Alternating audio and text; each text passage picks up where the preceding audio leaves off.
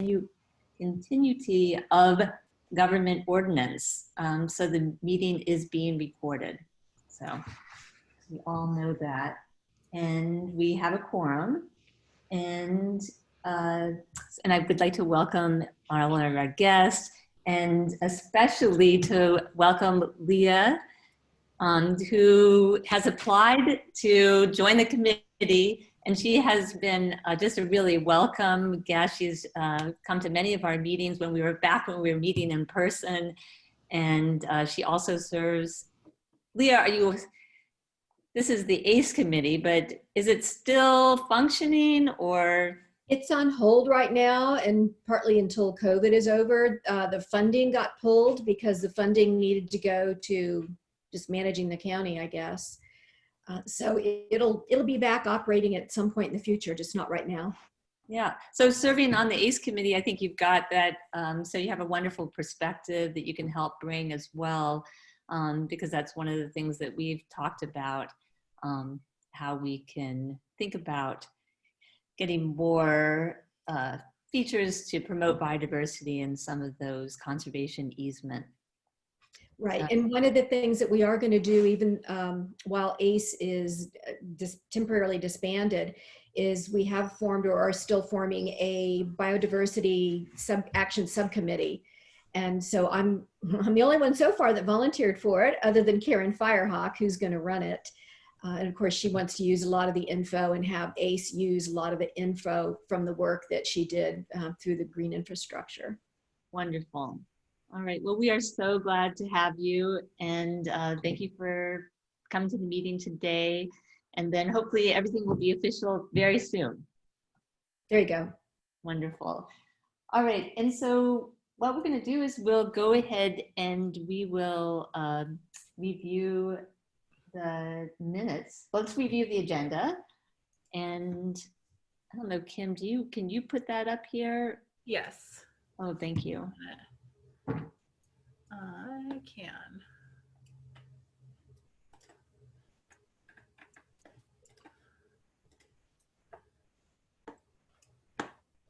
Can everyone see my screen? Yes, thank you. Yes. All right. And if we could, can anybody, do we have a move to approve the agenda? Can we go through that process of approving it before we begin?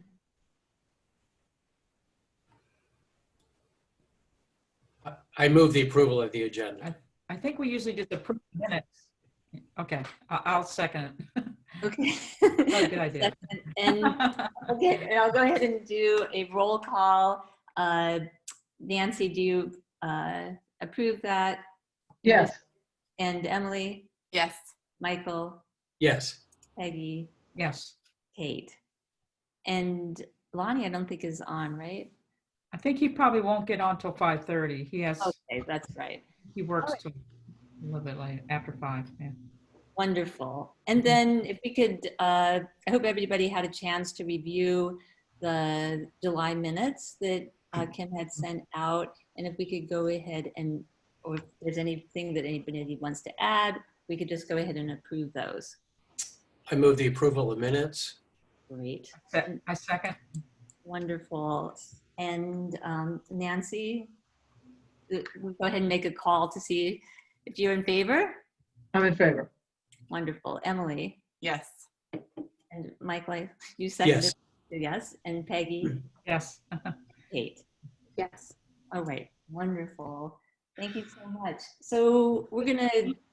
Christine, can I just mention, I noticed we acknowledged the guests, but I just want to mention that if any guests want to participate to speak on a particular topic, they can let Carolyn know that in the chat box, or wait until other matters not listed on the agenda at the end. So just to just to let everybody know that that they're welcome to join in the conversation. Yes, thank you so much, Kim. We are so happy that you have joined us, and we value your input. So please do chime in. We would love to hear from you. And thank you so much for attending. Thank you. All right. So we're going to primarily focus in on the work plan, but we've got some follow-up things to just sort of briefly talk about. There were a couple important site visits. Kim and Emily and I went and visited Avon Swamp. And so we came in from the 5th Street side, the county office building side, and tried to make our way. It was pretty overgrown, but we were able to find our way in there, and it was really wet. But we did, we went out to see if we could find the purple fringeless orchid, and we found it, a couple examples of it, and it was a real thrill.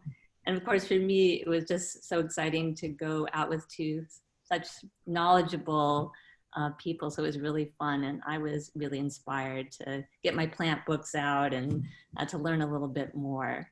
How do you find that? How do you access that swamp? Or is it on, which side of 64 is it on? Well, you know, you can come in from behind the county office building. What is the name of the road again? I can't remember off the top of my head, but a dead, Okay. what is it? A fifth?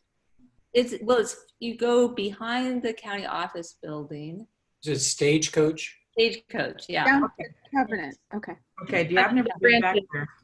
Yeah. Well, it was great because the road dead ends, and apparently that, you know, part of that dead end is on county property. And so what we did is we just parked at the bottom of that road. And then there's a pretty clear trail that looks like people use quite a bit. And then there are actually some, looks like cinder blocks that were placed in Biscuit Run. So you can actually kind of walk over those cinder blocks. Okay. I don't know what happens if the water was really high. Might have been more challenging, but we were able to do that. And then, of course, you know, it's just a maze of trails in there. I don't know if you've been in there, Peggy, or not, but. Well, I've been to Biscuit Run, so I probably just entered it from a different, you know, off of 20. It's not an official or a public entrance at this time. You know, the park's not open, so. Okay, yeah. Yeah. Okay. Well, that's great. That's great, though, that something is nice back in there. Of course, there were a lot of invasives. Yeah, that's what I'm thinking. Yeah. I put some photos on the Google Drive, but Emily took much better photos that hopefully she put up there or is planning to. Yeah. But I saw some skunk cabbage in there, which I thought was kind of, Wow. yeah. That's cool. Yeah. That's unusual. Yeah. And so, and then Nancy had organized with Christian Breeden, you know, the Breedens have their property, I guess it's probably about 100 acres that sets in the park there. And that's coming in from Old Lynchburg Road. And so she set up a meeting with Tim Padalino, who's the parks chief, and myself and Kim. And it was great to be able to come in from that sort of that central part of the park through the Breeden's property. And we crossed Biscuit Run, and then we went up one of the drainages up to the Ridge Trail, and then came back down another drainage. And there was unfortunately a lot of autumn olive that sort of is encroaching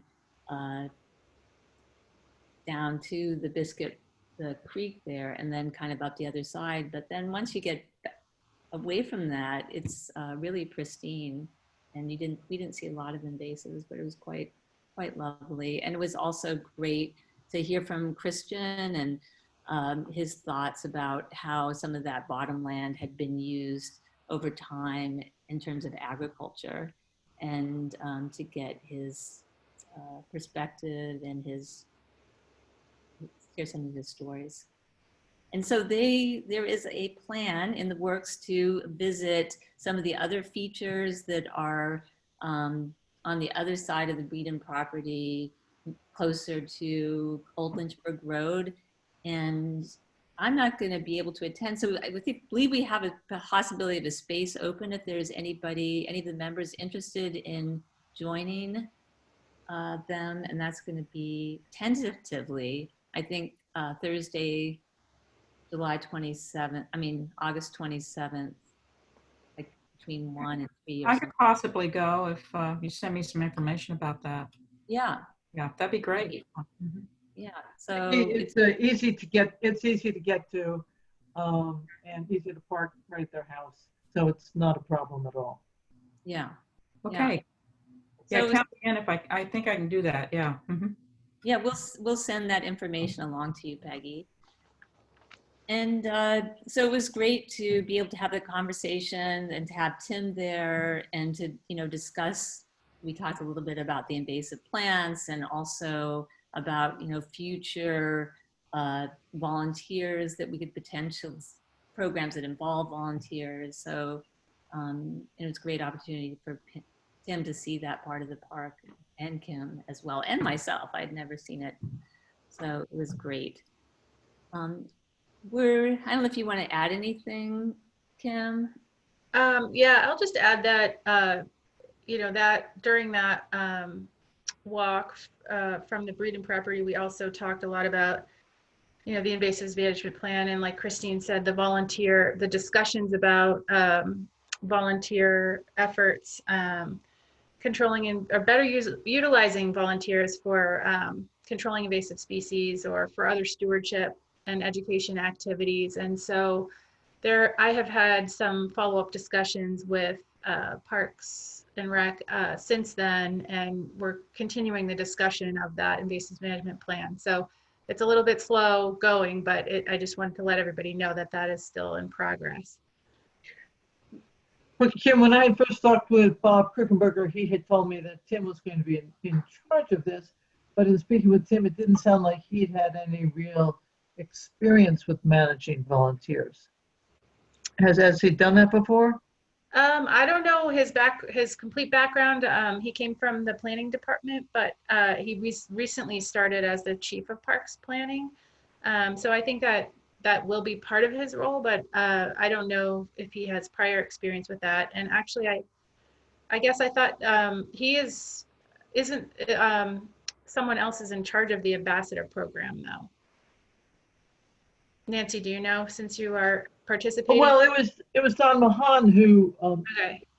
pushed it and talked about it and handed out the vests and so on. Right. So that's why and then the other person who does volunteers that are really doing physical work, and his name escapes me, although I know it if I heard it. It's Tucker Rollins. Yeah. Right. It just seems it's not centralized, Right. organized, and I do hope that it does eventually happen. That Right. volunteers for all the parks, not just Biscuit Run, there's a central clearinghouse so that people aren't just deciding to do things on their own as they are now. Right. Right. And I have Ruth Douglas has her hand up for a question. Sure. Oh, yes, Ruth. All right, Ruth, unmute. You're unmuted. Go ahead and speak. Okay, am I speaking to everybody now? Yeah, Yes, hi, Ruth. Okay. Well, I just wanted to make sure that you guys knew that the Rivanna master naturalist, Rob Finley, has been working with, I guess, Dan, and I haven't heard anything about that for some time, but that has been something that people seem to be working toward. And so I just want to make sure everybody knows about it. I don't know where to go with it, but FYI. And thanks, Ruth, because I think that that's a really important connection, because I think that the master naturalists are just going to be a great group of folks to pull from as a group of volunteers. So Yeah. Are you thinking that they would be doing invasive plant removal?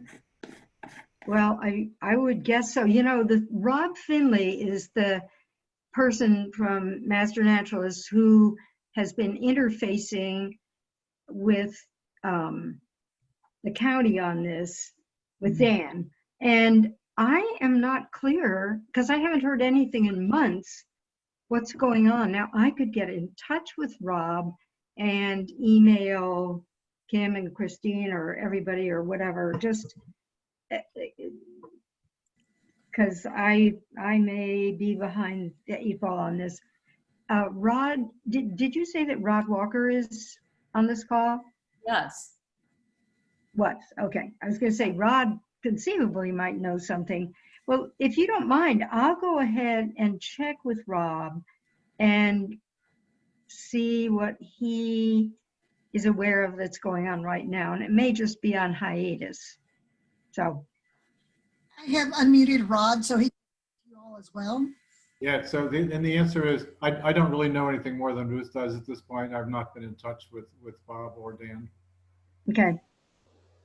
It just seems like the invasive plants are so out of control that it's going to take, you know, backhoes and, you know, fire bombs and I mean, seriously, I mean, have you seen what's going on the highway? I mean, my God. Yeah, It's going to be volunteer workers will be valuable for this sort of thing. It's going to be a huge effort, but which is one of the reasons why I'm interested in finding out how can we get the county to be more flexible in terms of allowing volunteers to do more things on the property, so we can take advantage of resources that would be willing to do work. Yeah. Yeah. Well, at least some. Well, I think this points out the need for somebody who coordinates the volunteers, and so that we can all just go to that one person. Yeah. Mm-hmm. Yeah, and thanks, Ruth, for that, because if there are multiple efforts going on simultaneously, you know, they should be coordinated. Yes. So that's useful information to know. And I think the first step is having the plan, the invasive management plan, and that's the focus of the ongoing discussions that I've been having with parks right now. So I think that will be the first step to then following that on the ground work focused on specific areas, like for example, Avon Swamp, where, you know, we have a significant resource that might be a focus area, because, you know, it is so big that it's a little overwhelming to think about the whole park. So I think of having a plan and a strategy for how to best utilize those volunteers will be important. Yeah. And I think, Kim, you had also mentioned that you are continuing to pursue looking at like how, like, can we get volunteers doing the work, and also looking into like the use of pesticides as well, right? Right. Yeah, and there is a pretty, I did discover there's a pretty strict policy about chemical use in the county lands, but I'm still trying to get a little bit more clarity on the specifics of that as we move forward with this. Right. And yeah, I think, Ruth, if you wouldn't mind reaching out to Rod Finley, that would be great. And I would love to get connected with him and to see what sort of insight he has. But I think that if we could even get some volunteers out, but they're just using their hands and pulling stuff, at least it's a great opportunity to educate people. And then they can go home to their own property with more informed eyes. Yeah. Yeah. It's also quite fun to do together. I'll let Kim and Christine, is that what I should do, is let you two know what I find out from Rob? That'd be great. Okay, glad to do it. Thank you, Ruth. And Kate, I think you were about to say that it's a great community builder, getting out there and working together, right? Yeah.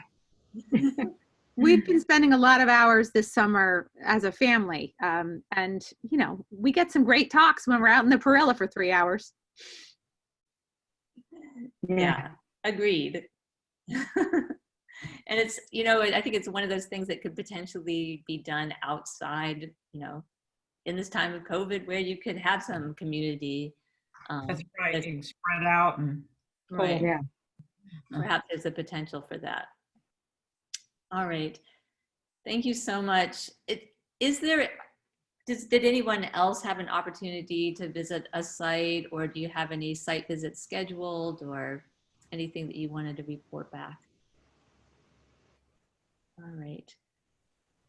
Peggy, any updates on our little rock outcrop and the possibility of protecting that? No, I keep meaning to get back out there, and it's grown up so much just walking to that field. I'll go check on it tomorrow, and I'll try to bring it up again to talk to Gabrielle or somebody about that. But thanks for reminding me. I kind of slipped my mind, but the whole field now is just full of Lespedeza and wingstem sunflower, and I mean, the Lespedeza is invasive. It's an Asian species, but the sunflower is native, but it's very aggressive, and there's a lot of thistle, and it's just really a mess out there right now. But the goldfinch are happy. Great. But I'm going tomorrow, so I'll bring it up. I'll definitely bring it up. Yeah. And let us know if there's anything that we can do in terms of a letter, or I know that Devin had written those in the past, so. Yeah. Mm-hmm. All right, great. Yeah, we didn't have something kind of, the problem is it can't be anything that would involve any kind of money, because all the budgets are frozen at Monticello right now. It's pretty tight. Well, maybe there's some stuff laying around. That's right. We're gonna just put some, barriers up or something. Yeah. Oh, the cows aren't over, at least. That's a good thing. Yeah. Oh, well, that's now it's just the weeds. Yeah. Because he moves the cows quite a bit, so they're not there right now. All right, great. Thank you. All right, so we're going to move on to new business. Kim was just going to give a little bit of an update on what's going on with the Stream Health Initiative, and then we're going to jump into that work plan. Sounds good. So I know that folks are eager to talk about strategies for improving stream health in the rural areas. And so I just wanted to provide an update on the Stream Health Initiative and where we are with that. So in July, there was a work session at the Board of Supervisor meeting, and some staff were moving forward some of the proposals that have been in the works for the past few years that are all related to development, and they apply throughout the county. So they involve things like applying the steep slope design standards when there's a erosion and sediment control plan or a stormwater management plan requirement, and requiring mitigation when there is erosion and sediment control measures in the stream buffer. They're increasing fees for violations of the water protection ordinance. And so some of the proposals that have been ongoing for a while are moving forward. And some of them have been temporarily put on hold because they will require additional staff, and there's uncertainty surrounding that right now. At that meeting, the supervisors directed staff to continue work on the phase 2, which is the focus on the rural areas, improving stream health in the rural areas.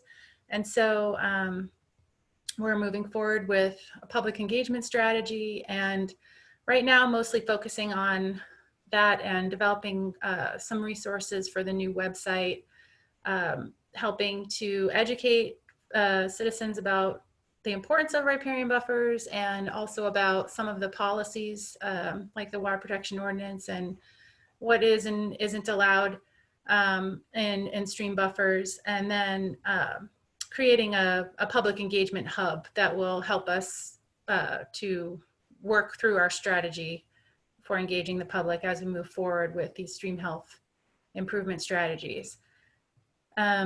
So it's going to be a long process, and we're just really at the very beginning stages, but there will be opportunities for us to have discussions and for me to receive that feedback from all of you. And so that's just the quick and dirty where we are. Great. Thank you, Kim. Mm-hmm. All right. We're going to go ahead, and if Kim's going to put up our work plan for us, and we'll dive into that. And hopefully we were looking back and realizing that we only made it through the first goal after a couple of runs at it. So we'll see what we can do.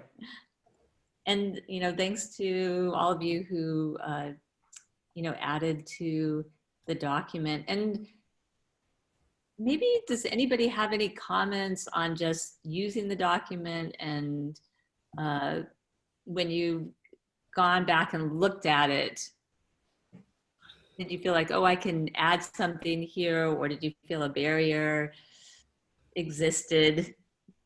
I just want to open this up about it. Are people finding it helpful? Well, first of all, who got back to look at it? I got back to look at it, and I found it helpful just where my name was. But then, like, we have progress. We just have notes that we had a site visit.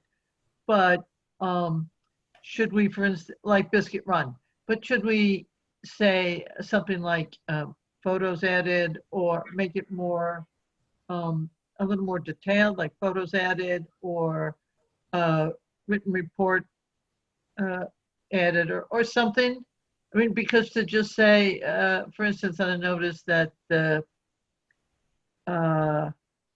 Kim put on under 7.2 meeting with Blue Ridge Prism, but we don't actually know if that occurred, or but nothing, and plan made, or just. So I just would like a little more detail. Yeah. And we could put that in a comment, or we could also refer to it in the Google Doc, the Google Drive as well. So, if we have... needs to be corrected on that too. It says 7/2/29 at the Blue Ridge Prism meeting. See that now? There we go. Yeah, I see what you're saying, Nancy. To not be shy about, go ahead and to write a little bit more in those comments. Right, or just say, see Google Doc, or whatever, but something, just something a little bit more. Yeah. Yeah, that's a good suggestion. Anybody else have any thoughts? I know, Kate, you contributed to the document. How did you find? I just jumped in and stuck my name in a couple of places where I have interest, and in hopes to speak with the other members who are already in that block. So if you see me in there and we haven't spoken, I would love to catch up on the topics, because there are some of these things that I just I don't have a ton of history on with the group here. Yeah, that sounds great. And I just want to throw out this idea of potentially forming a couple subcommittees.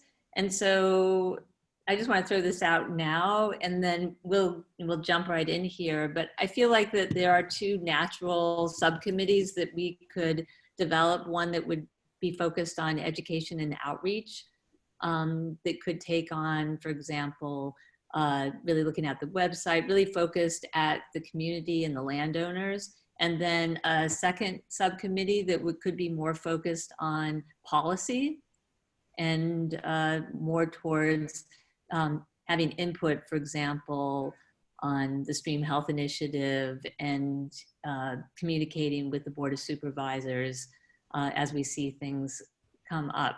So please think about the possibility of, because I'm also on another citizen advisory committee for the county, and they use subcommittees. And then that subcommittee usually meets every month in addition to our one monthly meeting. And I think that it might be helpful to have us dig in again one more time during the month on kind of our specific subtopic.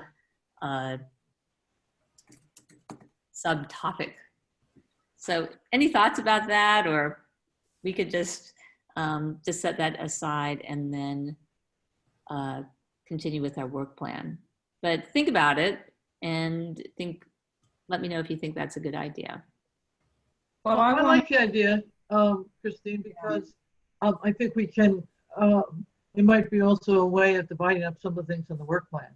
So if a couple of us that are interested more in, really landowner education versus policy that we want to get changed. For instance, as we've talked to Lonnie has, and both Ken and have brought up about, we have 95% rural area that has very, there's really not all just one uniform thing, and there needs to be more, I hate to use this word, regulation, but more that different areas have hoops to jump through, so that things like Kate sent us the pictures of aren't so apt to happen.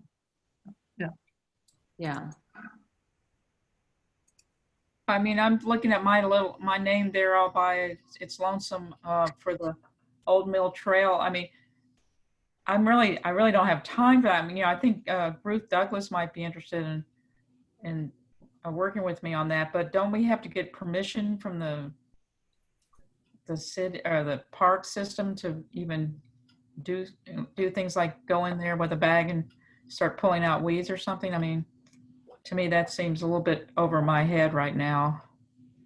Yeah, so that is, so all the things on here, and also where your names are, unless you added them, I filled them in based on our previous discussions. Right, because I visited it recently. Yeah, because you brought it up.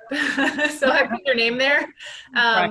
But I'm not, going to assign everything. So this document is a working document that everyone should feel comfortable, adding their name like Kate did, where they're interested in doing something.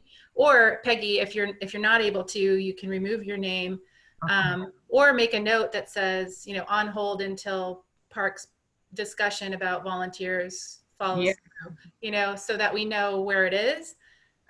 Because I just put it there as a placeholder. It was something we talked about. It seemed like a good idea that fit into this category. But you all should add anything you want, and also your names where appropriate. So feel free to edit the document is what I'm getting at. Yeah, and I think that the great thing about this document is if you do put your name in there, or you do sort of reinforce, say, yeah, this is something that I really want to focus my energy. It's helpful for everybody in the group to kind of understand better where you want to dive in. And then we can see, is there a natural group there that could go ahead and attack the problem? And just one more follow-up comment. I remember in our last meeting, Emily, you had talked about the wildlife corridors, and I had assigned Kennan's name to that bullet because he had brought it up. But that's an example where I feel you should add your name, because it's an interest in something that if it is something you want to work on with him or in a different capacity. Okay, yeah, no, I'll think about it and add as needed. Great. All right, so we have our first goal here, and that's to promote management of county-owned lands that conserves and enhances biodiversity and other natural resources. And so does everybody feel comfortable with our key action steps? I know, Peggy, you might want to put that one on hold. I had meant to, I really want to get out to the Charlotte Humphreys Park to take a look, because I know that they're in the planning process right now. And I think there was a meeting this week, which I would like to go ahead and just watch it and see what they talked about as a possibility, because I really loved what Ruth Douglas actually had suggested, is to the possibility of getting using a QR code or some way to mark the trail to point out information about invasives. And so maybe that is something that could happen at the Charlotte Humphreys Park, which I put my name onto that one. I don't know if anybody wants to join me with that, but that seems like an exciting prospect. So, Well, Christine, I have met with the committee out there twice.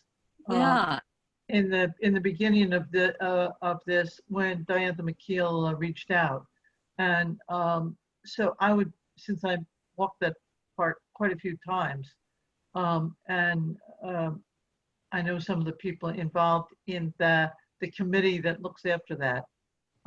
I'd be interested in continuing that, so you can put my name down too. fantastic. Yeah, because I know that you had been involved with that. And it sounds like there is some action and there, potential of the money being available. So great. All right. So is there anything else that anybody would like to add to that first goal, or should we move on?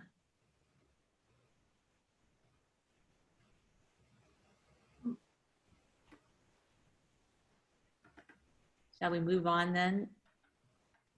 Yeah. Okay. All right. So the second one, educating the public on the importance of biodiversity and ways to protect it. And so, I feel like we have this really great opportunity with the content of the new website. And Kim and I talked a little bit, it's a little bit more down the road because they're working out the glitches. But it seems like there are opportunities to have a voice in getting some of the material that was there back in. And in my vision, in the perfect world for me would be you'd actually have one of those buttons that would say stewardship of how to be a great steward of land here in Albemarle County. And it would include so many of the things that we've been talking about. So hopefully we will have an opportunity to talk about the website. Did everybody get a chance to take a look at what's there? Or did anybody? I did. Yeah. Yeah, Leah, you did. Yeah. Yeah. And I thought that I've seen a brochure somewhere, a trifold brochure about being a good, responsible land steward. It's not from the county, but from somebody else, and we could put a link to it. Yeah. Remember where it was?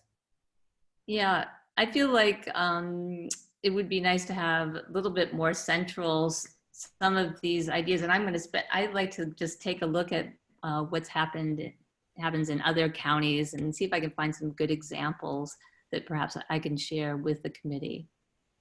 And I found an article from a few years ago about managing farmland to encourage and preserve wildlife, and it had a lot of interesting, I think very nice, photographs and things that make it very user friendly. It's not just a lot of walls of paragraphs stuff. And I'll share it with everybody and see if it's something we can link to have available to the public, because it talks about mowing strategies to encourage wildlife and mowing from the center out and that sort of thing that would be helpful for people who are trying to manage, who have they have cattle or something on their land, but they're still trying to encourage wildlife corridors and things like that. So I'll send it to everybody. that sounds great. Yeah, that sounds similar to what's going on at the Virginia Working Landscapes, maybe with the Smithsonian Conservation Biological Institute. I don't know if that's the same thing, but I know from some presentations that that's the kind of work that they focus on as well. They're probably better, but anyway, I'll send it out and you can see what you think of it. But the photographs are really good, and I thought a lot of people, visually can get the point across better than just a lot of bullet points. That sounds great, Peggy. Okay. So, for me, I see this as sort of a natural place for a subcommittee focused on education. So think about if we want to do those subcommittees, if you would like to be part of it. I know Emily has signed up there, with me to look at the website. But if anybody else wants to do that and join us, that'd be great. Is there anything else? Yes? Yeah, I would I'd love to be able to do it, but I'm really slammed through the election. So, I mean, after that, I should be hopefully more available. And that's something that's of real interest to me. Can we just throw you in there then, Michael? Throw me in that prior patch. Awesome. And also, didn't you say your wife is a graphic designer? Yeah, she is. So Maybe we might be able to rope her in on some of these things too. Oh, that would be fantastic. So that was, and actually the next, what I was going to say was that there's a project that I mentioned to Christine, which is at some of our stormwater facilities in the county. They have done some native plant restoration, basically meadow creation. And there is a desire for a sign to be created that would be probably like something that could be moved around, like a political yard sign, but about maybe with some educational material about why there's no mowing and, you know, the meadow creation. So if there is anybody with graphic design experience who's interested in working on that, this is a opportunity that we could add to this list and follow. I'll pass that along up the management chain and see what we got. Does the county have any required fonts that they, you know, that so that it all looks like a county thing, or any symbols they want on it? Because if so, that would be. Yeah, it will have to be, it will have to, it will mention the, probably, it will have the county's logo and the facilities environmental services department or, you know, contact on there. So there will be some, there will need to be some coordination with me and that department. Once it gets printed up, so there's a possibility of perhaps putting it in, like the idea would be on each of those places, more than one place, hopefully. Yeah. So are they looking for content, Kim, or they already have what they want and they just need help with design? I think looking for both. Sort of a simple, concise message, probably because it's just a yard sign, but you know, that would be helpful to just provide a little bit of interpretation and as to why there's no mow and, you know, restoration of native plants. Okay, thanks. Did you say that Rep has got some ideas about that? Yeah, he had some designs of a sign that were for a parking lot planting that he had done. So it's a little bit of a different situation, but he had some things that could be used and modified, and he probably would want to be involved with whoever is developing that, since he does several of these projects throughout the county.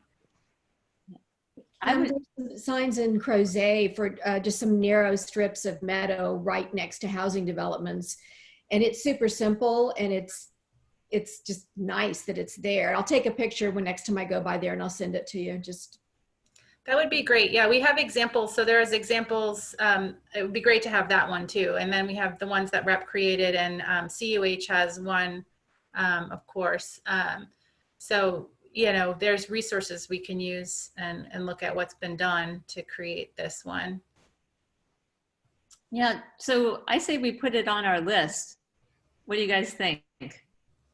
That we go ahead and add that as a key action item, and good action item there. yeah. And I don't know if anybody, sounds like Leah, you'll send a picture and of what you've got there. And I don't know if anybody, I can't say I'm a graphic artist by any means, but would definitely be happy to, you know, work with Rep and give some input. I'm gonna add Rep here. Okay. So I'm going to put you down, Leah, since you volunteered to just send the sign, and Michael, no, he's not available right now. We're still adding you, Michael. Yeah, we're still sticking you in there. All right, fantastic. Thank you. So we are going to, well, let's move on to, unless anybody can think of another, anything else to add to education. I think let's move on into number 3. Can I just bring one thing up? about possibly, well, I mean, everybody's gone to Zoom meetings now, but, maybe Kim might want to make a presentation sometimes to some of the, like the Native Plant Society meeting and the Monticello Bird Club, or even an announcement telling about what the committee's all about. Or maybe that comes up in this next section, strengthen the support towards, but it would be, some of these, it doesn't even have to be a presentation, but just a show up and make a 10 or 15-minute announcement to some of these groups, just so that people are aware that this committee exists, Maybe that would come up under 3. Yeah. Yeah, that's just to follow up on that. The Rivanna Master Naturalist has with their class, which they're going to do, they have a thing where they talk about volunteer opportunities. And so I have presented to them, because what we've talked about is even being a member of this committee, not just doing things that we're doing, although I didn't stress the volunteer with that so much. I was stressing the topics that the committee talks about and trying to get people to actually join the committee, because as longer term members know, we haven't had as many members as we would like. We can have as many as 12. And so I have spoken to them, so they have heard about the committee, but they haven't heard, and they can do and they are approved for volunteer hours. I got that approved, doing work on projects that we may oversee. They can't get their volunteer hours for coming to meetings. So Emily and I, who are master naturalists, don't get any brownie points for coming to the meeting, but they can, work on projects with us. So that could be, but that information could be reinforced and said again, because you never knew who has come to a meeting and was really heard or paid attention. So I think it would be a great thing for Kim to do it, for them to see a different face other than mine. Yeah. Kim, Ruth has her hand up again. Okay, sure. Go ahead, Ruth.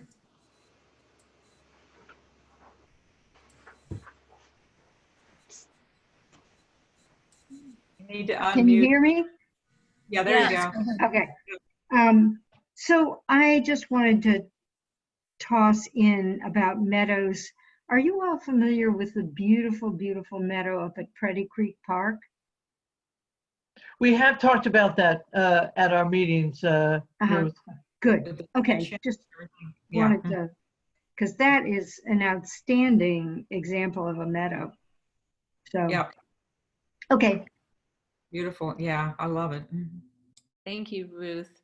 Yeah, and before we actually move on from the education bullet, sorry, Christine, I wanted to mention one more thing about this first part about working with the county website, social media, and other outlets. I was in a different meeting with CAPE, which is Communications and Public Engagement, this week about a completely different topic, but they're really exploring different avenues for engaging people on different topics. And so they're doing like, a Facebook Live event that's like learn more about Court Square and what's happening there at the courthouse. And so we have opportunities to do things like that. It's not something I'm very familiar with, but they'll help us, and they'll facilitate it. So if there's something that we really want to do, we have the opportunity to. And so something, I guess, for the education subcommittee to explore further. But I just wanted to put it out there for now.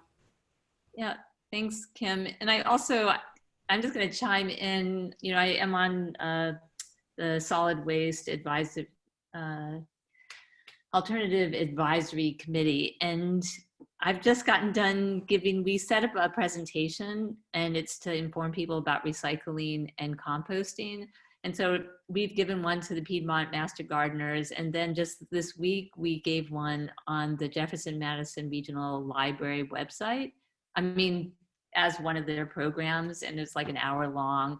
And so I feel a bit inspired to go ahead and also the senior center, I'm looking into actually giving one at the senior center as well.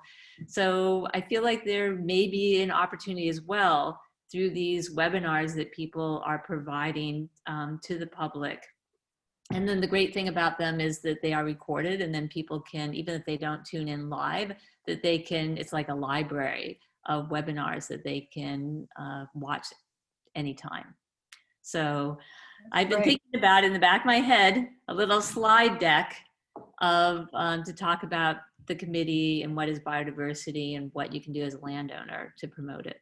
So, Christine, do you have any way of knowing how many people attend when you do it, or look at it later on? Is there that kind of? well, there were only, let's see, 11 people that attended our library one. But for the Piedmont Master Gardeners, I think we had like 30 something.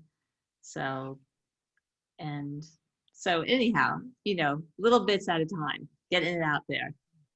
Well, the Bird Club has been doing Zoom meetings, and they're getting usually a regular meeting, a live in-person meeting with 60 people were there. That was a lot. And they've been getting over 70 people coming and attending the Zoom meetings. So, I mean, if you get it advertised well, it does reach a lot of people who normally wouldn't be able to come out to drive out to the Ivy Creek or whatever, you know.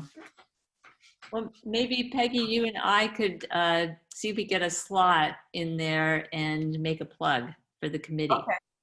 I'll do that to the Bird Club. Yeah.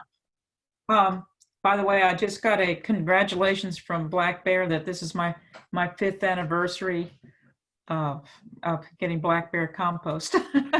Yay! So, yay. Fantastic. Everyone should do it. That's great. So I think that for, you know, strengthening the committee and support for our work, I think that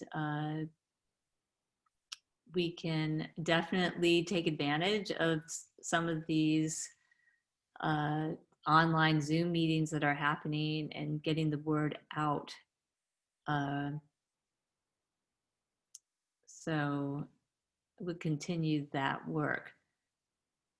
I'm wondering, I'll have to think about. Yeah, go ahead, Leah. While you mentioned Zoom, I have a Zoom question. I've purposely not been doing many Zooms because I don't like spending as much time on the computer as I already do. So my internet connection has been a little unstable recently, and a little while ago the screen disappeared, and so my screen just says Zoom. How do anybody know how to get it back? I assume that Kim's screen is still being shared. Everybody else sees the action plan, right? Well, we can see you. And we can yeah, that part's working. Oh. Uh-oh. But the shared screen is disappeared. Carolyn, do you have any insight on that? That's the first time I've heard this. I'm looking to see, let's see. I would tend to close it out and come back in, but that's what you just did, right? No, I haven't because I wasn't sure what happened. Yeah, you can, well, I would suggest you leave the meeting and then come back in. And that's what I was thinking. You came as an attendee, and I'll move you back over to a panelist. So if you want to just go out and come back in, I think that will fix your problem. Okay. If you're having issues like this, you can turn off of your video so it won't use as much bandwidth on your end. Oh, I didn't know that. Okay, good to know. So yeah, either way, you might want to try going out and coming back in. You know, it's that old thing, did you turn it off? Is it working okay? Yeah. Okay, bye. Try that. Okay. All right, great. Hey, Kim, and if you're okay with this, Peggy, maybe Kim could just add next step for recruit additional members that we're going to try to get in on a Zoom meeting for the Bird Club to give a natural NHC pitch. All right. And then I know also Nancy has reached out to B, right? Or is she your supervisor, Nancy? She is my supervisor. We have not connected.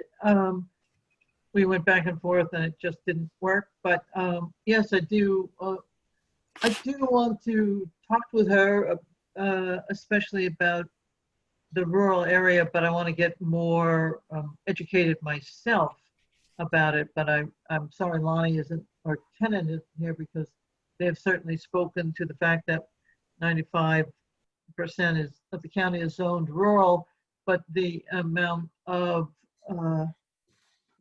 zoning regulations that affect it are pretty meager, or so broad, and it may not apply to different areas. So I need to know more about that. But it seems that there ought to be more subgroupings within the rural area.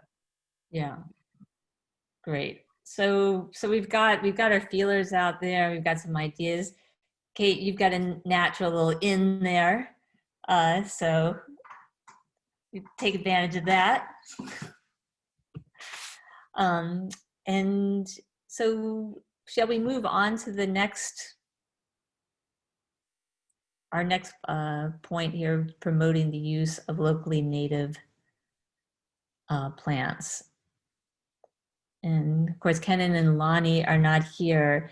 And has this been completed, the feedback for an update for the county plant list? And Lonnie wrote an email, or something was not in a format that we had worked on, and he was confused or concerned about it. But I don't even know where it's at anymore. The latest version. I can share with you. So I received all the feedback, or I asked for all of the feedback from you all. And I think I received everything I was going to receive. I didn't ever get anything from Kenan, but Peggy and Lonnie, you contributed a lot, and Rep contributed a lot. And so I'm in the process of reviewing that and putting it all together in a final format. But if there is any final, updates or things that the committee wants to provide, at this point, I think it's mostly in my hands, but I will continue to receive feedback until it's finalized. It'll just be in a normal spreadsheet format, or what kind of format will it be? Well, the list is it's in a spreadsheet right now, and I sent it around as a spreadsheet because I think folks were having trouble editing the Google Doc. So I sent the spreadsheet as well. And so either way you want to provide feedback is fine, but I thought that we had reached a point where it was all received. It has been. So I'm just trying to do my part now, which is to finalize it and have it reviewed internally by staff and other external partners as well. So there's some tree stewards and other folks who I'm going to be asking to review it as well, just to get additional feedback on certain aspects of it. But it's coming. It's just it's a big project. Yeah, it's a big document, but I think it'll be. But I'll put an update on there on this so that folks know where we are with it. Good. Yeah. Thanks. Is there, Leah, are you able to see the screen now? Did that work for you? Yeah, I've got it up. I wasn't even able to leave Zoom, but we were able, my husband came over obviously, and we were fiddling around and finally figured out a way to get that back. Fantastic. Great. So I set this little thing right here that has to do with the Avon extended sidewalk project. And I don't know that it actually goes here. So I just threw that in there, and maybe we can come back to that sort of at the end of the meeting.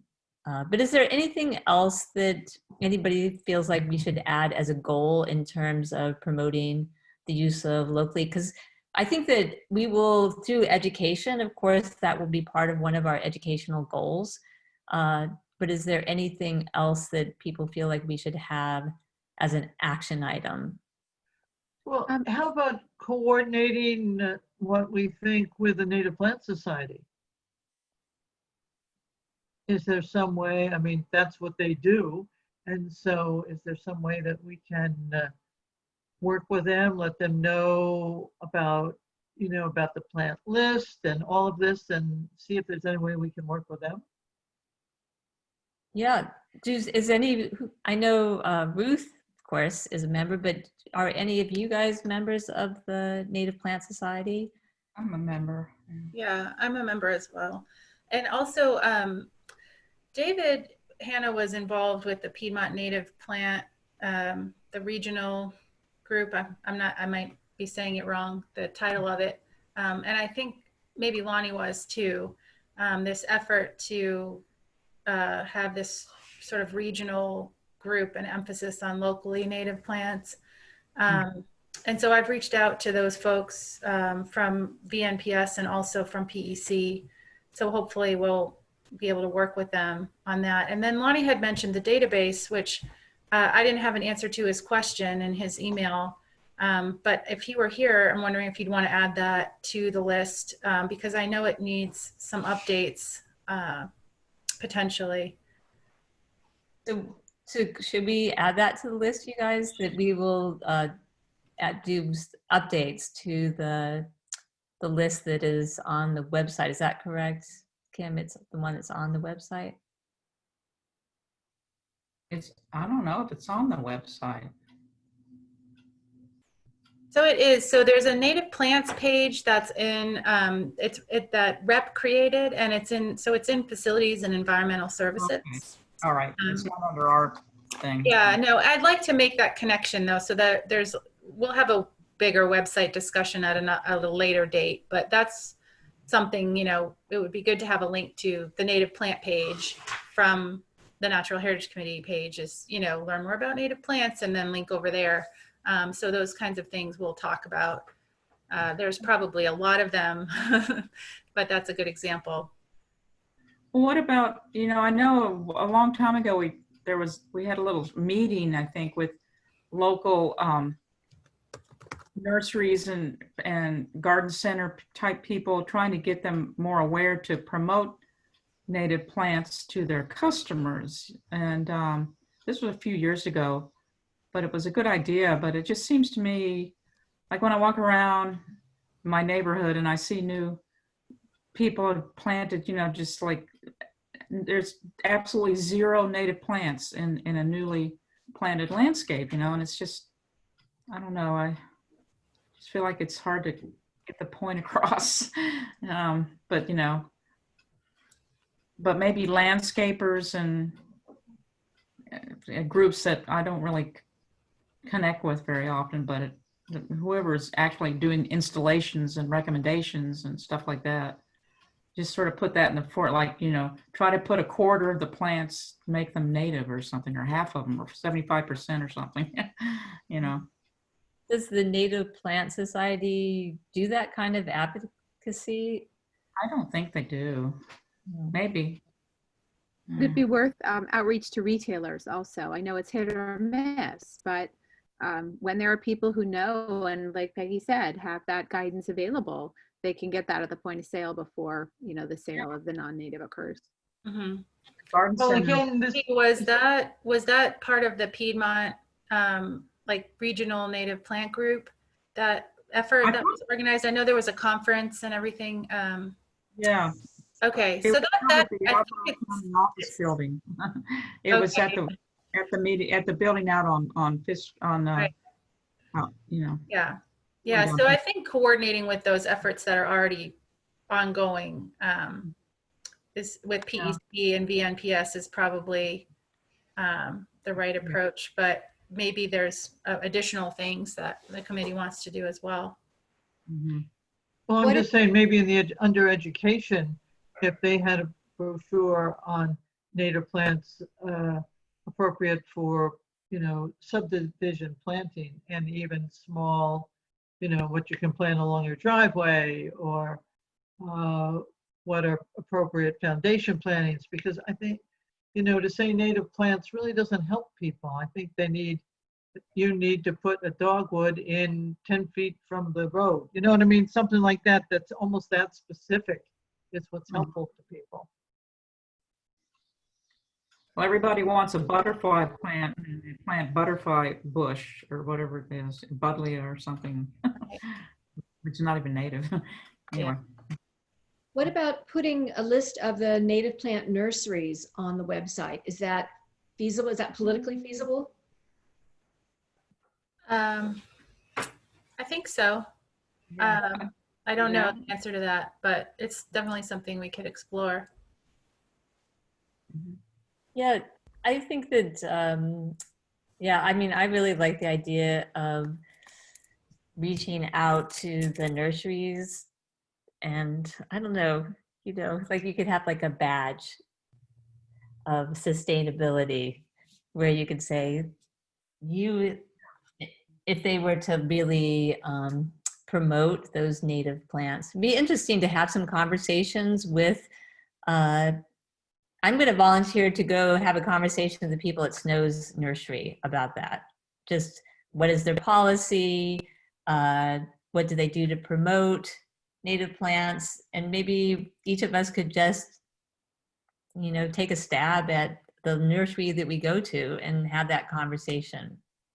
Well, I talked once with a nursery owner, and what that particular one was interested in is what they'd like is for somebody to come on a Saturday morning and be there to talk about native plants using whatever they sell, and be there both to talk about what they could use in and you know, and almost be a salesperson to the customers, which wouldn't necessarily be a bad idea, but you know, then that makes it worthwhile for them to get in those native plants because someone is particularly pushing them. All right. You know, almost like at a wine tasting, that kind of thing. And I would think that this would be a great project that for instance, using the volunteers from the Master Naturalists, they could, it lends itself to them doing something like that, not necessarily us. I think us is more of a, you know, coming up with ideas of stuff, but not maybe, you know, actually pulling the invasives, but rather organizing the people to do it. I think we should. Yeah, a lot of the yeah. Master naturalists, and you know, they, in order for them to get a credit, they need to be giving information out, right, or educating people. So that would be a great educational venue. Right. Of course, I talk a lot about it. Yeah, go ahead. Ruth has her hand up again and she has a question. Okay, Ruth, go ahead. Oh, okay, thanks. Do I have to unmute myself? No, Nope, we can hear you. You can hear me, okay. Well, a couple things. I'm an active member of the Native Plant Society, the chapter here. And so I would think I'm not in charge of speakers, but we do have speakers. And so having somebody to come in and talk about the Natural Heritage Committee would be certainly an idea. And then the native plants, the title of this little brochure, booklet, whatever, is Piedmont Native Plants, a Guide for Landscapes and Gardens. I mean, you've been talking about it, so I'm just throwing that out. Yeah, we published that a few years ago. Are there still copies available? We were selling it. Yeah, soil and water conservation. You can buy one over there tomorrow, probably. I worked on it. It's also, yeah, okay, well, also it's county still website. available. I thought it they was gone. want to do some revisions. And just another thing is that the Native Plant Society's chapter, the state, I'm sorry, organization does have a list of native plant nurseries, which isn't to say there shouldn't be one for Albemarle County, but I just thought I'd throw that out. The other thing is that there's an organization called the Piedmont Landscape Association that is comprised of people in the landscaping business, and it's quite a broad group. And so that PLA might be yeah, I'm a member too. I'm a member of that too. Yeah. So yeah, great. So that's another group we might want to talk to. That's all. Thank you. I know that the staff, What? sorry. I know that the staff at a lot of the nurseries would like more information on native plants because the last 2 springs I spent ridiculous amounts of hours trying to figure out which native plants I wanted to put in a few areas, and then calling around different nurseries and going to nurseries. And every single place I went, which was almost every nursery I could find in the county, it was everyone in the county, a couple of counties, every single place, whoever I was talking to at the staff were saying that they have had a lot of interest in native plants and they didn't know that much about them and they were wanting to get more information. And I ended up actually over the 2 years hiring 2 different gardeners to help me just a little bit, to help me figure out like my growing conditions and things. And both of them wanted more information about native plants. And so all of these people, I told them about some of the resources online, and I told them about some of the organizations. And one of the gardeners that I hired actually put in a plant that she said was just wonderful, and it was so beautiful, and it would grow in my conditions, and it was really, really hardy. And then like 4 months later, she called me up and told me it was invasive and I needed to pull it out. So there's a lot of room for education. What was it? I can't even remember. A celandine, I think. Oh my gosh, lesser celandine? I think so. Yeah. Well, it could be worse. Well, fortunately, it was easy to pull them out. But she thought it was a different plant. I forgot what she called. Well, there's a native one. So the problem is they call the native one celandine. Also, they should call it wood poppy. But there's a European celandine that's chelidonium, and the native one is styloforum. It's totally different plants, and they have the same common name. So, yeah, I can see how that could be a problem because the European celandine is quite vigorous. Right. So I think we have some great ideas tossed around here, and I think it would be a cool thing to.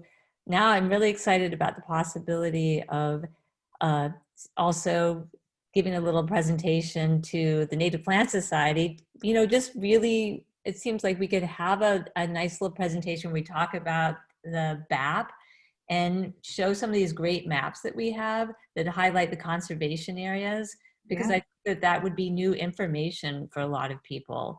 And so I think that would be a really good goal to reach out and just in some concerted things. So maybe I'm going to take a little stab at like a slideshow, a slide deck. Great.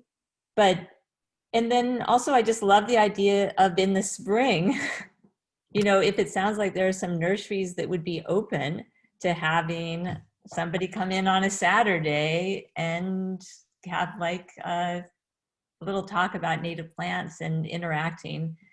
Let's see how the COVID world unfolds, but it would be a great opportunity, I think. Yeah, and Christine, I have some presentations that I've given internally here about the BAP, and I'd be happy to do that as well. To like you suggested, to the Bird Club or some of these other groups. Yeah, let's start with that. What you've got. I don't want you to recreate, all of that work. That sounds great. All right, I think this has been really fruitful, and I feel like there's a real need and a place where we can be helpful and great things to think about with that. And then how many more do we have?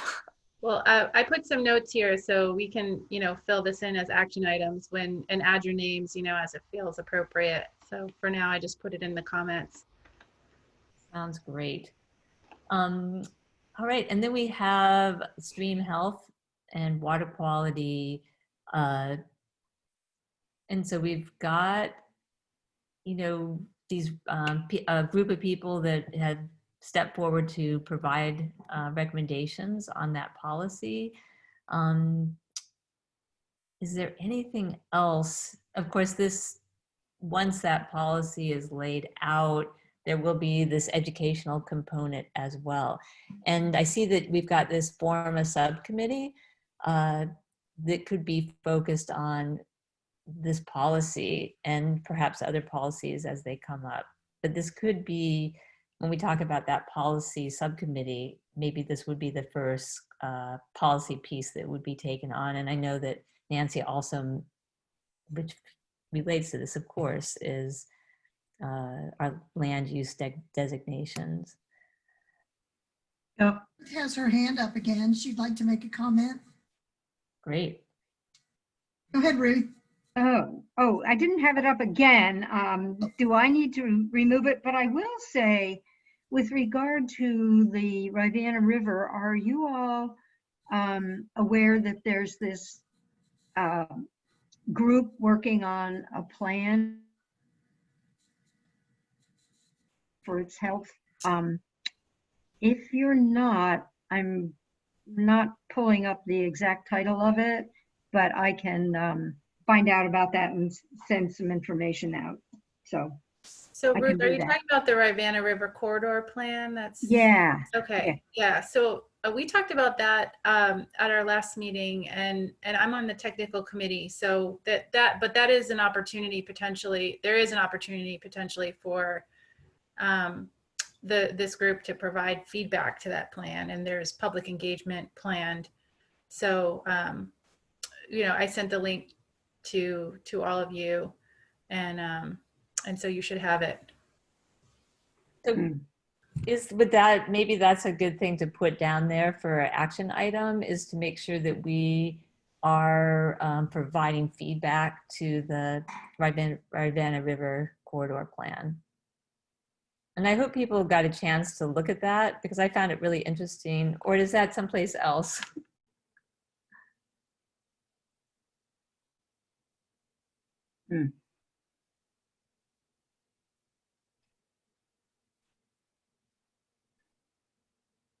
Does that seem like the place to put it?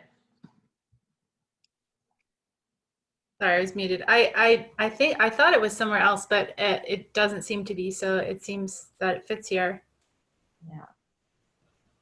Yeah. Yeah. Oh, I think I was thinking that maybe it was okay. So actually, it's one of the Rivanna River Corridor is also one of the 3 conservation focus areas in the action plan. So I'm not sure that it matters whether it goes here or there. Right. But does anyone have any thoughts about what makes the most sense?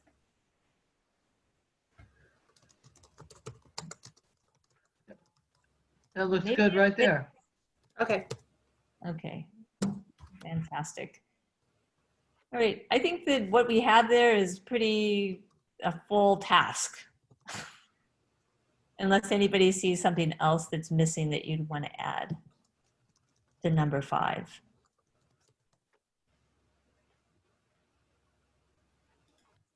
All right.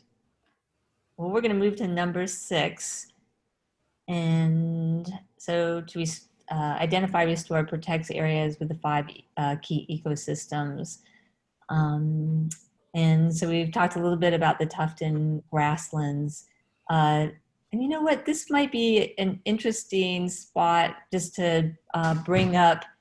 I don't know how many of you got an opportunity to look at, Emily had shared some documents from the Center for Urban Habitat that Devin had been doing a survey of the property on this Avon Extended. It would be just north of Kale Elementary School. And there he found, I don't know if I can pronounce this, Torrey's Mountain Mint. Of course, I can't pronounce the Latin name on that. And I don't know if there's Piedmont. Yeah. Emily, do you want to add to that?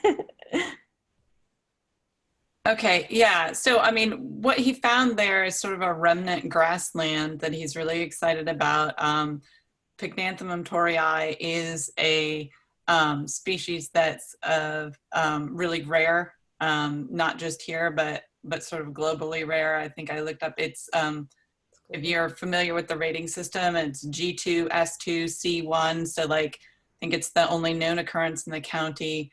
If you look at the definition of a G2 ranking, they say it's imperiled at high risk of extinction or elimination due to restricted range, few populations or occurrences, steep decline, severe threats, and other factors. So, I mean, it is a rare plant that he's found there. There were a number of them there. In addition to that one, I think he said he found Howell's pussy toes, I think it's called. I too will just abstain on trying to pronounce that the scientific name there. You know, he just says it's sort of a really interesting grassland. It's on Catoctin and rocky soils, you know, so temporarily they've given it a name of a Piedmont mafic hardpan prairie savanna. The real concern is that this is in an area right along Avon, land that's owned by the Albemarle County Service Authority, and there's slated to be a sidewalk put in along that stretch. I think it's probably a really hot topic for people in that area, because I think it's meant to help facilitate kids safely getting to Kale Elementary down the street there. There's a lot of neighborhoods like Mill Creek and stuff on one side of the road, and then Kale is on the opposite side of the road. Devin has, you know, gotten permission, did the survey there, put in some plots. You know, for those, I think we've talked about this before, but, you know, the plots follow sort of DCR protocols for putting in a plot and ascertaining things about the diversity and richness of the species there. So the index for that turns out to be quite high. I think I looked it up. It's like 4.3 or something, which is usually 5 is like the highest rating. So 4.3 is very high, means it has a good evenness of species and good diversity of species in the plot. Anyway, so he's concerned and is looking for some support. He has been contacting people like trying to get in touch with VDOT and obviously the service authority themselves, and concerned about mowing, concerned about spraying. That would really do a number on this plant community. And also concerned obviously about construction. I think he feels like there's room to put the sidewalk if done thoughtfully. But anyway, I think that kind of sums it up. Unless you think I missed something, Christine. But I think, you know, really, I think he is hoping that, you know, knowing that there is this sort of globally rare kind of plant and this, you know, really vibrant little piece of a plant community, that there's an opportunity to put the sidewalk in, do some education and stuff, but find a way to protect it. And so I guess, Christine, you want to take it from there? Yeah. So I've been in touch with Devin, and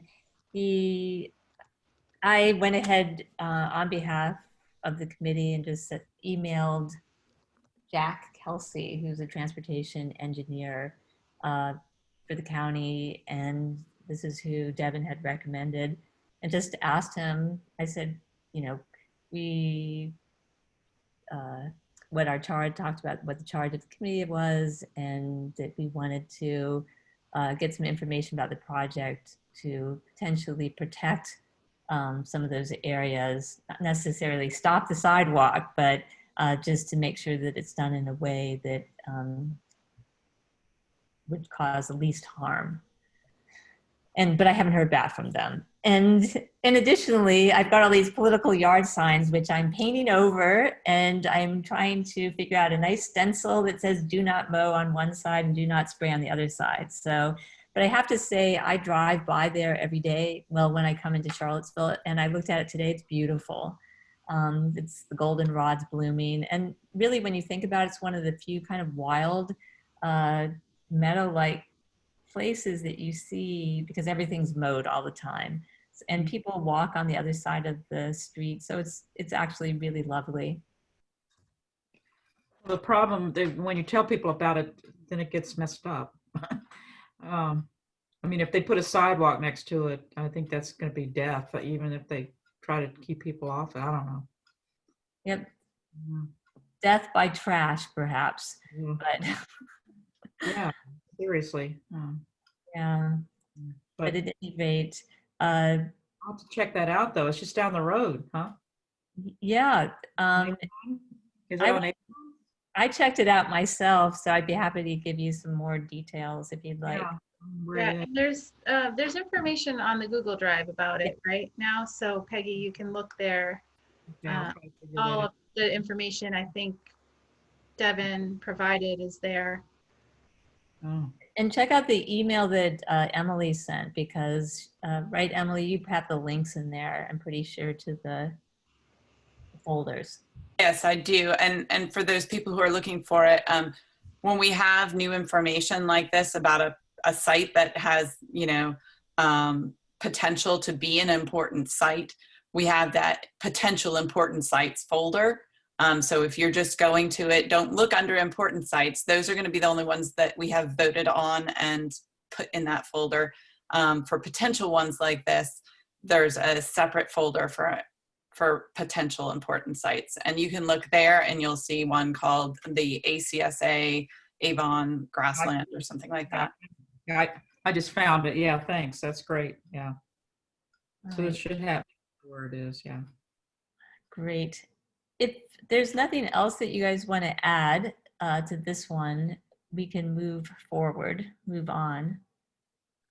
So I'm adding things here in a very rough form. So feel free to edit them or add your names if you're interested in participating. Nice, thank you. Yeah. All right, so we've already had some discussion about managing non-native invasive species, and of course, this is very important. And you know, I don't know if this is perhaps a place where getting maybe at Charlotte Humphreys Park, maybe that's already listed there, or the Rivanna, along the Rivanna River, Rivanna Park. You know, Ruth had brought up this idea again of using QR codes to educate people about some of those invasive species. So that sort of dovetails as well. But there's so many things kind of under this roof.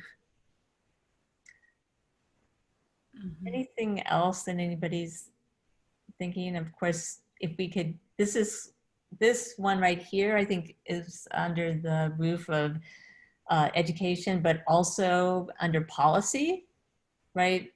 Because eventually we'd like to have some county policy about how to manage for invasive plants. Mm-hmm. And I'll just add to that on the, you know, the plant list for recommended plant list that we talked about earlier that I'm working on finalizing. We had also talked about, well, one of the things that it will be a result of that is the removal of many, many invasive species that were formerly recommended on the 2003 list, including, you know, calorie pear and some other things. And so one option that I've been tracking some of these and also looking at other counties like Arlington County that, you know, do this really well and have a do not plant list. So in addition to having a recommended plants, we can also have potentially something like that. That's not necessarily policy, but more, I guess, education. Well, can't that be policy that when that you can give that list to developers, because they're always putting To put plants out in, to and folks. can't they get a list like that and have it be a policy?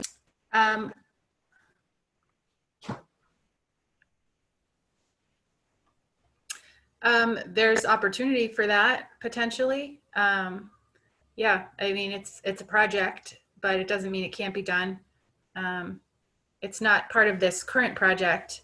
So, you know, but it's definitely something we can discuss and explore.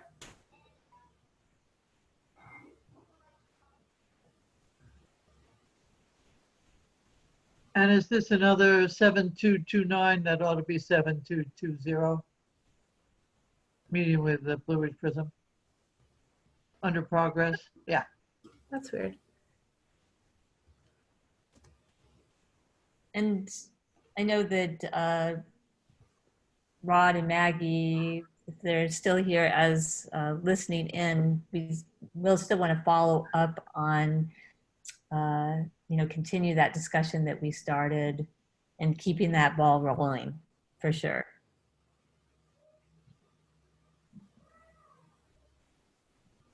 And perhaps we'll move on. Mm-hmm. And so recognizing the importance of the 3 conservation focus areas in the action plan, and that is developing that targeted outreach. I've been thinking in my mind about like a little postcard, and then it was a year ago or a year and a half ago, I actually had a list of landowner resources, which I'm going to send out to everybody again so everybody can look at that. And I'm going to make sure all the links are good and let Kim take a look at it. And also we'll see about this Chesapeake Conservation Landowner Tool, which sounds like it could be amazing. And I think this would be a great thing that, if we had a postcard, we could send it out, say you are, part of this corridor, and go to the website. Here you can find some resources, some tools, and possibly some money that might be available to you for making some improvements. Yeah, and I did check on the Chesapeake Landowner Tool, and it's not available yet, but I think it's in the final stages, so I'll let you know when that is available.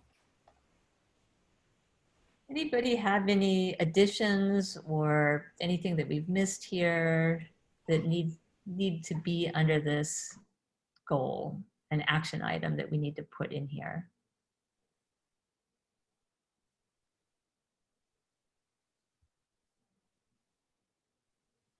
All right, so again, I think this one falls under, if we were to do the subcommittees, that education and outreach piece.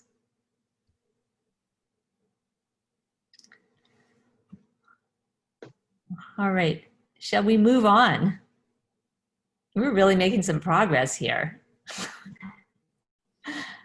Minimize, minimize and reduce habitat. Oh, we're really taking care of all of this tonight.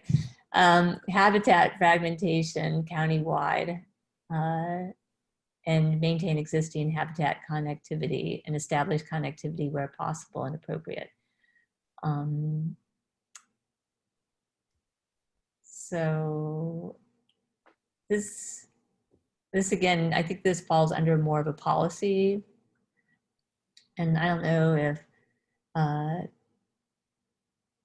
Kate, you wanted to add anything to this. I know Kenan and Lonnie aren't here, but this is pretty. I will have to connect with both of them. I'm kind of coming into this specific piece, with knowledge, but not necessarily of where the group has been so far. But yeah. I love the idea of this committee concept where people could focus on a specific item. It just seems like we would be able to proceed and then report back. Yeah. Or progress and then report back. Right. And I think also this, it's not on here, but maybe this is the place where we had talked about looking at the criteria for the ACE program. And maybe Leah's got some thoughts on this in terms of including more conservation guidelines. Is that in there? But maybe that is a good place for that one. This might be, this might go under 11 because, and actually, Leah, I mean, we just had a meeting about this today. That's something that I think I mentioned earlier that I'm working on with Karen and the ACE coordinator as well internally. So as that progresses, I can, provide feedback, and I'm happy to hear, Leah, that you volunteered to join the group because I didn't know that. So, so we'll be working together on that as well. But I mean, I think it fits better under here, but I'm flexible where you all think, with what you all think. Any thoughts on that, you guys? That sounds good. You go with it. I think there sounds good. Okay. Okay, fantastic.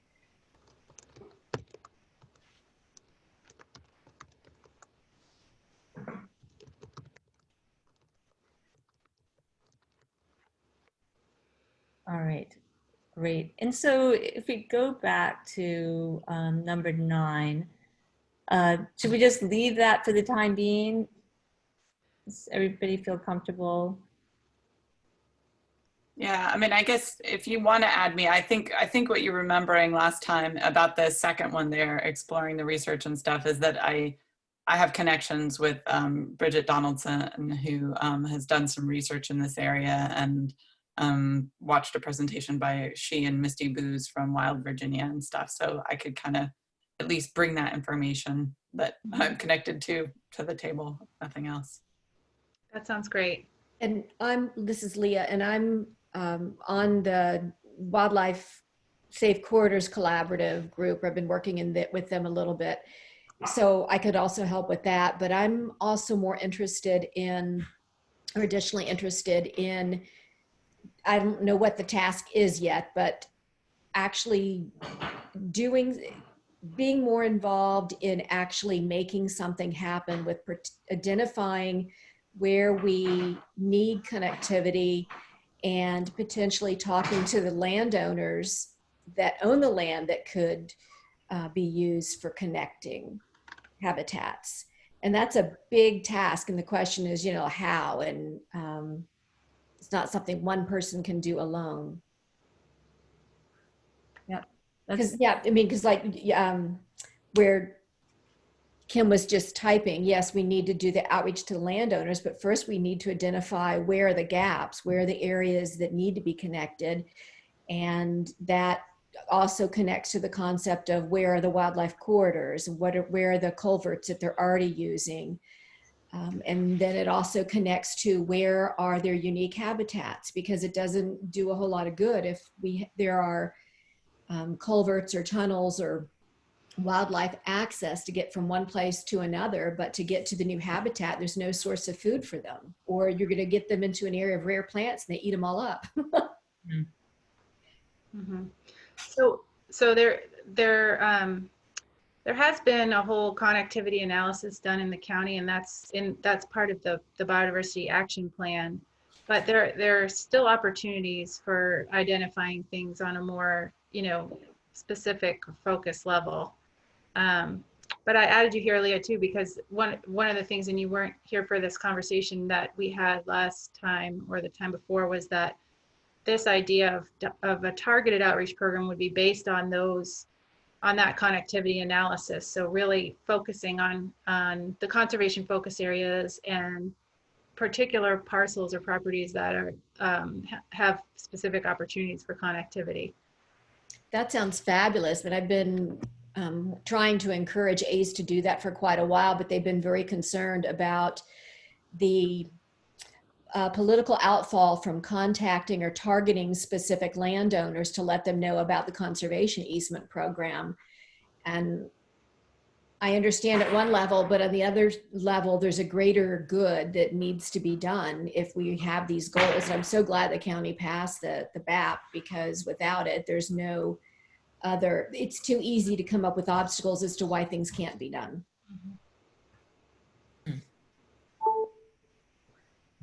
Yeah. And I love it that everybody's smiling because they know what I'm saying. Yes.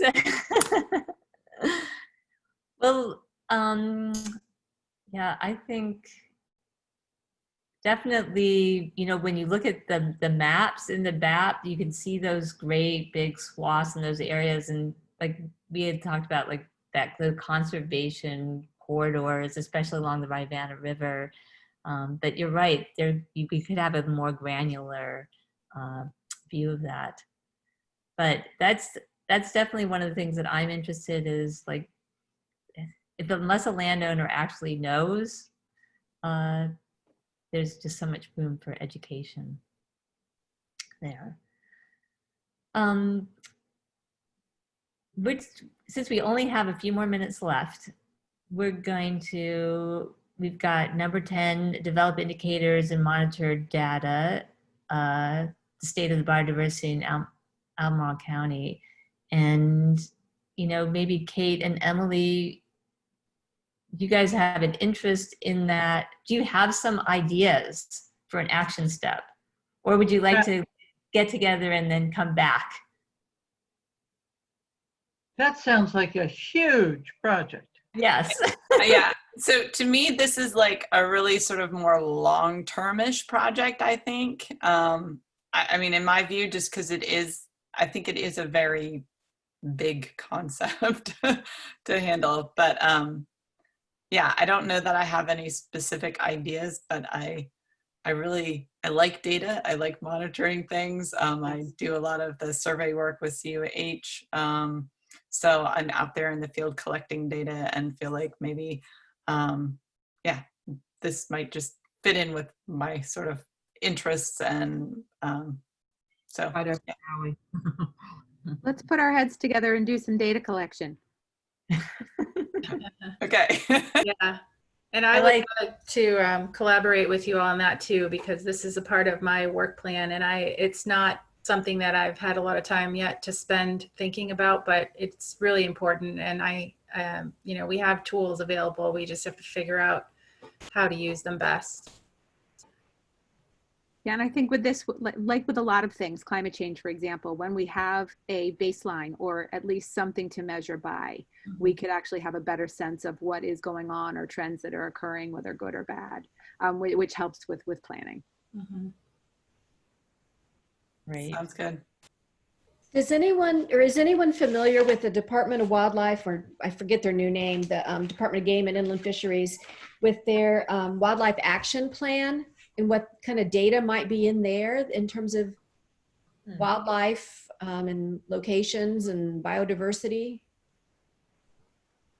I know they really try to promote, you know, warm season grasses and producing meadows for wildlife, you know, bobwhite habitat and that sort of thing. So I think they even have, there might still be money for that for people that people don't know about that they could take advantage of. I'm sure Okay. they have data. So you're thinking, Peggy, that the wildlife action plan, that rather than being one, there might be like subsets, like a plan for bobwhite and a plan for deer, as opposed to having data about wildlife. I just found out about it recently, so I haven't seen it. Well, they helped us create some meadows areas for pollinators at Tufton Farm a few years ago. And it wasn't a vast area, but they did provide the seed for it, which is can be very expensive, you know. And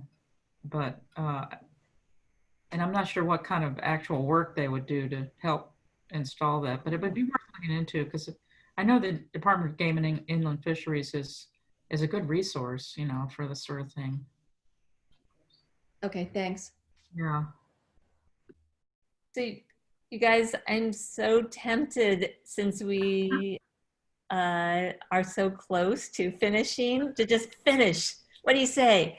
Last one. Yeah, let's just do it. 11. I think every day, every time I go by all these houses with their lights, more and more LED lights, that, you know, how can we get the word out? So Kate, I'm going to get in touch with you, and we can think of some good next steps for that one. And if anybody else wants to join us. Is there anything else that you guys want to just add to 11 that we've missed? Well, I just wanted to share briefly with you. I have been in a couple of meetings with some folks who've been involved in the lighting ordinances over the past years and years. So there is a lot of information available historically that I think will help us on that, and in hopes of getting to another progression. Yeah, I think that would be another great library presentation, or, you know, senior center presentation, or wherever it is. So I'd like to have my name on that, because I was involved in talking to people that have worked on this for a long time and are very sad that nothing has been done. Yeah, great. So congratulations, you guys. We have how many minutes to go? Like 2 minutes to go, and we finished. We finished the work plan. Now we just have to do the work. So you got to start someplace, right? So I think I'm glad that we were able to get through here. We've got a lot of great things to accomplish now. I hope I'm going to send up a follow-up email, and maybe what do you think, Kim? We could take a stab at just indicating whether it's well, maybe you guys have some feedback about the subcommittees, and maybe I'll send out an email and do a poll, which of those 2 subcommittees. You could be on both if you wanted to. And we could come up with like a standing date to begin to really dive into some of these topics so that we can make some progress. Just one thing on the subcommittees, because I would think need to move by Zoom, and I don't know Right. how much more the county can support another Zoom meeting. I mean, and that might be a limitation, or else we, have to agree to meet at picnic tables, in good weather. I mean, and it's something that's, since it's more than 2 of us, You can do Zoom we have meetings. to make an You can do announcement for. You can do free Zoom meetings for 40 minutes if you just set one up yourself. There's no- Okay.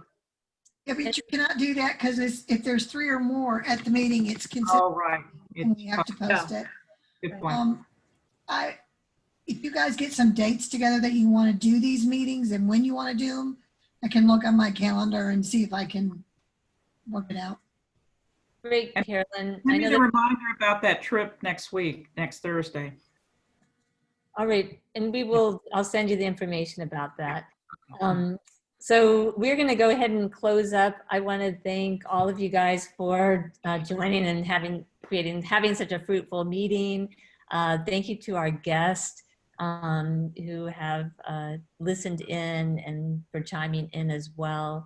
Thank you, Margaret, and thank you, Carolyn, for being here to support our meeting. And Hi, Caroline. And Douglas, No. too, for all your input. Yeah. yeah, and I'll send out a follow-up, and you guys all be safe. You Okay. too. Well, Bye-bye, everybody. Everyone. Take care. Bye-bye. Bye.